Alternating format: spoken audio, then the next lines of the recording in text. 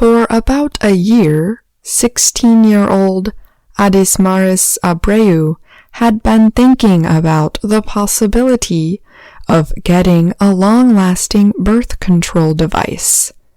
She was seeking a solution to her increasing pain during her monthly menstrual period.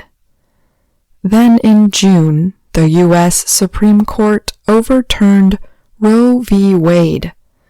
The ruling ended a 50-year-old legal right to abortion nationwide. Abortion is a medical procedure to end a pregnancy. Abreu joined a growing number of young women rushing to their doctors as states began to ban or severely limit abortion. "I'm definitely not ready to be pregnant," Abreu said. Her home state of Florida bans most abortions after 15 weeks. She decided in August to have a contraceptive device put into her arm.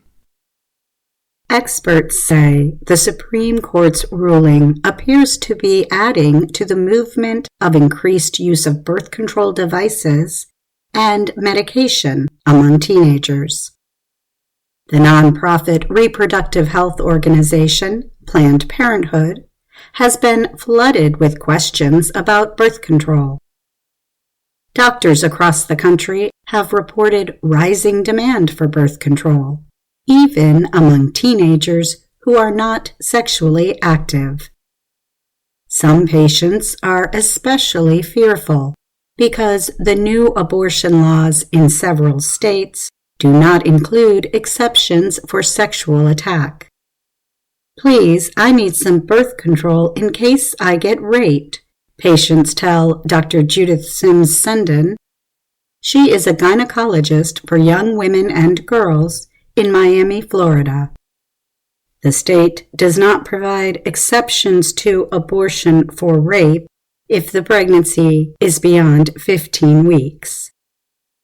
Sims-Senden said parents who might have been resistant in the past now want to discuss birth control as a choice for their daughters. "It's a sea change of, I don't have room to play. We have got to get my child on something," Sims-Senden said. Teenagers were already switching to more effective, long-acting forms of birth control before the June ruling, said Laura Lindberg. She is a professor at Rutgers University's School of Public Health in New Jersey.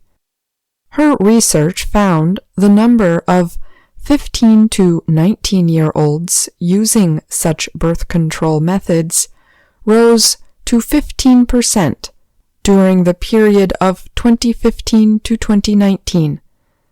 That is up from 3% during the 2006 to 2010 period.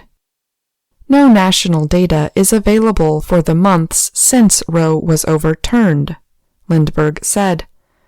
But she said major ripple effects are expected from the loss of abortion availability in many states. After the High Court's ruling, Missouri was among the first states in the country to put a law in place banning abortion at any point in pregnancy. Dr. David Eisenberg practices medicine in the state. He said he has seen a sense of urgency from college-aged women to have the most effective birth control choice. They understand the consequence of a contraceptive failure might mean they become a parent because they might not be able to access an abortion, Eisenberg said. Interest is also high at a health center that Dr. Elise Berlin oversees in Columbus, Ohio. Before the Supreme Court's decision, the center could make appointments for new patients within a week or two.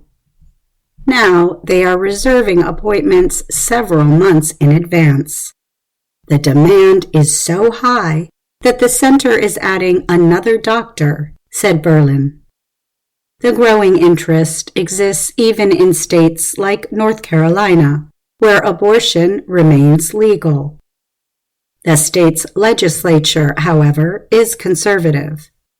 This means state leaders are more likely to attempt to pass a ban on abortion in the future. Dr. Kavita Arora is a gynecologist in the North Carolina city of Chapel Hill. She said she has been seeing many more teenage patients than before the overturn of Roe. They're aware that this is an incredibly fluid situation, and what is allowed at one moment may not be allowed a week or a month later, said Arora. That unclear future is part of what led Adesmaris Abreu to seek out her new birth control device, which can prevent pregnancy for up to 5 years. I don't know what's going to happen with the laws in that time period, Abreu said. Having this already in my arm, it makes me feel so much safer.